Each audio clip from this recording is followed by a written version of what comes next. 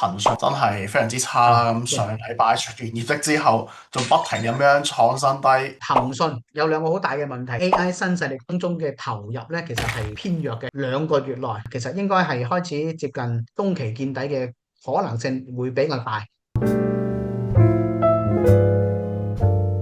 啦，咪嚟講普普馬特啦，嗱，普普馬特今個禮拜就非常之紅啦。啊，咁啊，話説阿段總啦、段永平啦，咁就其實都講咗幾個月㗎啦。咁應該從3月份開始講啦，就話啊一直好中意普普馬特啊，好中意創始人嘅黃寧啦。咁嗱，而家前日啦，咁就公布咗佢嘅最新嘅持倉啦。咁話説哇，佢已經買到成為公司嘅第二大股東啦。咁就受消息影響啦，咁啊禮拜五就一度就升到收盤價都升咗有7個點嘅。咁嗱呢個位置，King Sir 嗱覺得點睇咧？嗱，普普馬特其實業績 Q1 業績出嚟啦，咁其實都大跌咗落嚟嘅。咁跌咗落嚟之後，咁呢個位其實係咪算係一個抵買嘅位置咧？嗱，呢個位置咧，同埋我真係買嘅位置咧，首先我要同大家講，嗱，僅供大家參考啦。呢個標的咧，如果係熟悉我嘅人就知道，我喺3月26號前後大跌落嚟嗰一兩日，嗰幾日我都係同大家講，喂，呢個位懟佢咧，只要唔係考慮只係做短線嘅話，我認為暴跌就係買入機會。聽清楚，係3月26號嚇。咁所以接住落嚟嘅一兩個星期咧，其實都算係次低位嘅嚇，算係偏低位或者係次低位嘅。咁一路延續到而家咧，我仲有貨攞住嘅。咁當然呢啲唔係話從短線角度去考慮，係從中短線角度，起碼都買佢幾個月嘅邏輯。當其時嘅預期，我認為其實就係第一個業績真係好嘅，業績係冇問題嘅。咁所以從公司嘅基本面你要知道，港股同美股一樣，如果係公司嘅業績係造假嘅話咧，你知啦，即使係四大啊，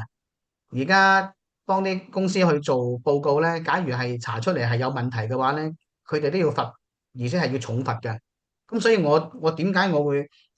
對於港股、美股嘅一啲叫做業績報告咧，其實我係會好重視同埋會好認真去研究咧，因為我相信佢哋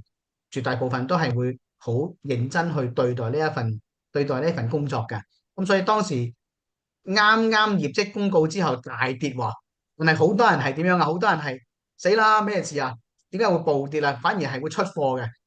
但係嗰陣時我嘅心態就係、哇，喺咁筍嘅喂，點解咁筍咁筍嘅機會都有嘅？咁啊買啲啦咁樣。好啦，咁而家嚟到當下，我想講嘅就係話，如果喺3月份一路攞到而家咧，咪繼續攞咯，係嘛？咁反正都有成本優勢啦。咁但係如果喺呢個時候都仲係未有貨嘅話咧，咁我只係想提醒大家嘅就係唔好用中線角度去睇呢樣嘢嚇。阿段總佢睇嘅咧就唔係一兩個月，佢可能係好多年嘅未來嘅一個時候，所以覺得呢個位置係可以買嘅。如果係大家冇咁長嘅時間嘅心態去睇呢一個機會咧，咁從短期嘅角度咧，我都認為係唔好追高啦，等佢到時調得一日啊或者係兩日，咁啊線上陰線買啦，日線調整先考慮啦。短期呢啲位置你可以關注一下，就係佢有可能會衝擊一下120天嘅半年線。咁但係短期咧，我覺得年線附近壓力咧都仲係好大嘅，咁呢度要稍微注意一下，咁就唔好短期有太高嘅預期就係啦，咁就都仲係可以等調整嘅時候關注，然後有一定嘅空間嘅。係啦，咁講起普普馬特啦，咁大家都會好關注啊。上年嘅一個佢爆紅嘅 IP 嗱 Labubu 啦，咁其實嗯，嗱 Labubu 都已經有冇？熱度已經乾晒落嚟啦。咁其實都冇見到佢話有一個新嘅 IP 可以 keep 住呢個熱度喎。咁其實會唔會對普普馬特嘅未來，即係佢係一個好睇佢嘅 IP 嘅一個公司啊嘛？咁如果佢冇持續做到呢啲叫新嘅 IP 出嚟嘅話，咁其實會唔會對普馬特嘅未來都係一個好嚴重嘅影響呢？嗱，首先咧，誒、我覺得佢個模式係本身係真係幾 OK 嘅。咁最重要係咩咧？最重要其實就係佢而家海外嘅收入佔比咧，慢慢其實喺度提翻上嚟嘅。咁而家按照最新嘅估值同埋預期咧，佢嘅海外收入咧，其實已經係提升咗30%以上噶啦。咁同埋呢間公司咧，其實喺去年我係去過佢哋嘅廠房去睇過嘅。佢哋嘅廠房喺邊度咧？大家知唔知啊？阿子玲知唔知佢個廠房喺邊度？知喎，知喎。知啊。佢哋嘅廠房其實佢嘅發源地咧就係喺廣東嘅一個叫做龍村鎮啊，龍村村唔係叫龍村鎮啊，其實叫龍村，即係嗰個唔係真係龍村，係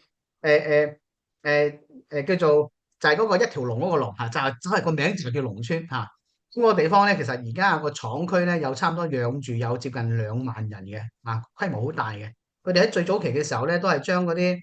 要做呢啲咁樣嘅手工針織嘅一啲工作咧，就係喺當地去派單，然後慢慢，由於嗰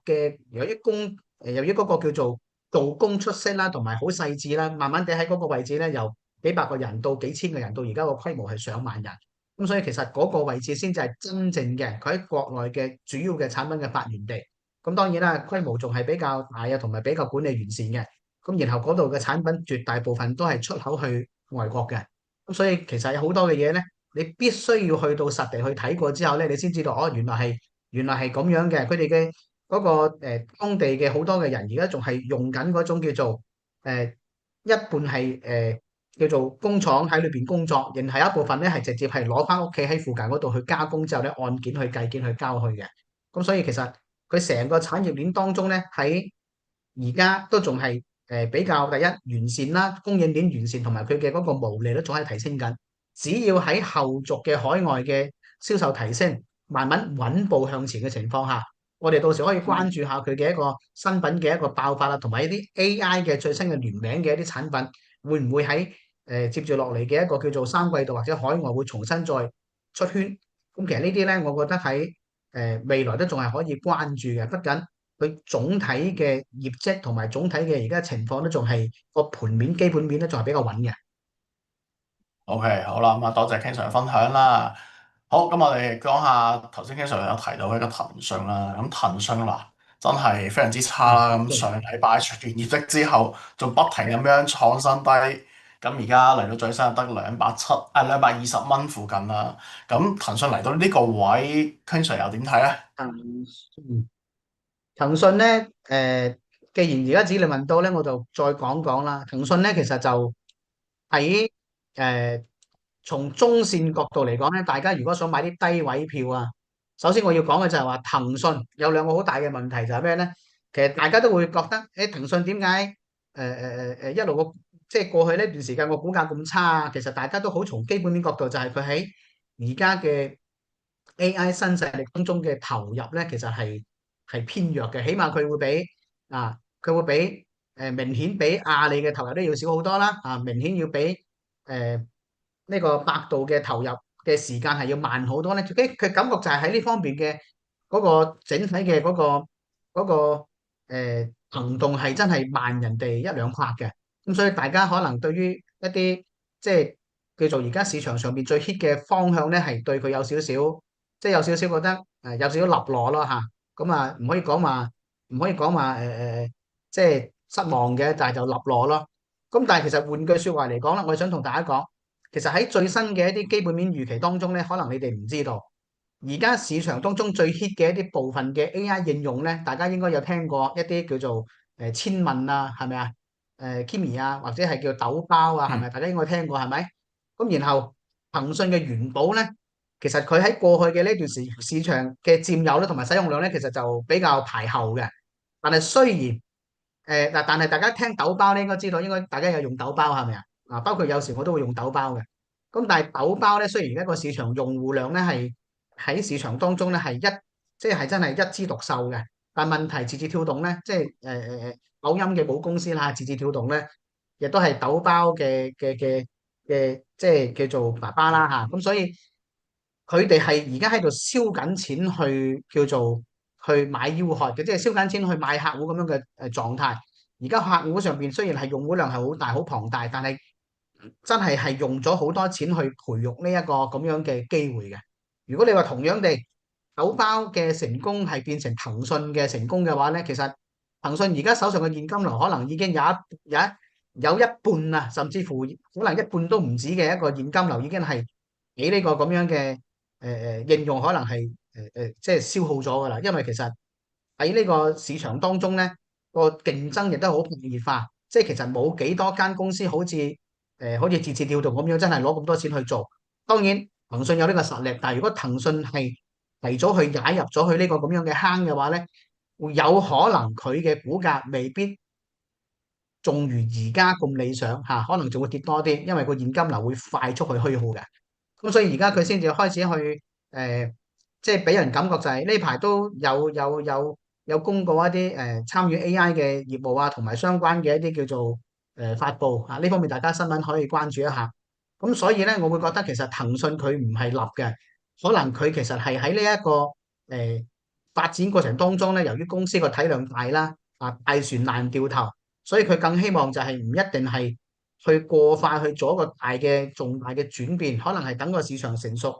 或者某啲方向前邊有人探路啊，確定性啲機會多嘅時候咧，佢可能再用佢嘅體量啊，佢嘅一啲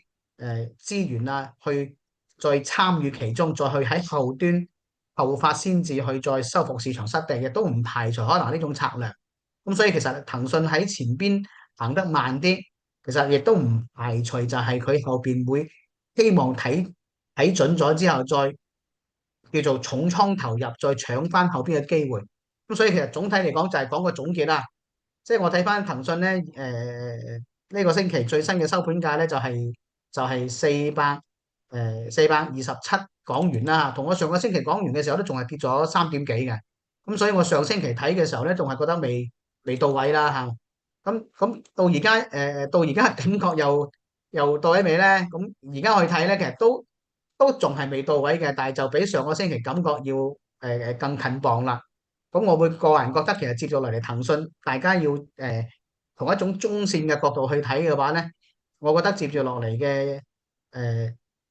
2個月內啊，其實應該係開始接近中期見底嘅可能性會比較大，咁啊可能機會會大於風險咯啊，所以如果係持有騰訊嘅700嘅同學仔啊或者朋友咧，其實呢個位置就唔使太悲觀嘅，反而我覺得呢個位置就接近個